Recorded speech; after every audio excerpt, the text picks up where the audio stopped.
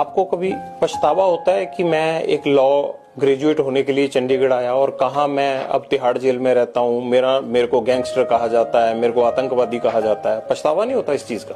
जो प्रभु की मर्जी है ठीक है जी सर। अच्छा लगता है हमारे जब थ्रू वो अपने काम कर रहा है। नहीं लगता सर कि भगवान की जो रचना उसको क्वेश्चन नहीं करते सर, जो उसने कर दिया ठीक है, उसने कुछ और सेवा लेनी होगी हमसे। मुझे लॉरेंस का मकसद नहीं समझ आया कि हर आदमी का एक एम होता है, आपका एम क्या है? कुछ नहीं है सर एम कि हमारे भाई मरे हैं सर। उससे पहले यहाँ कोई गैंगवारी में हमने किसी चीज में ये माहौल नहीं खराब किया, ठीक है, हमने ये माहौल नहीं खराब किया। जब हमारे ऊपर हमारे भाइयों का मर्डर ही होता जा रहा, क्या करेंगे सर? आपके परिवार पर आप भी आवाज तो उठाओगे, कमजोर से कमजोर आदमी घर छोड़ जाता है सर इस चीज में।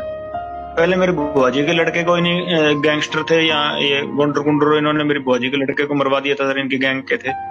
और उसके बाद ये चौटाला में एक डबल मर्डर हुआ था मेरे साथ वालों का। ये लगातार ये हो ही रहे थे, ये अन्याय ही हो रहा था। उसके बाद हम चल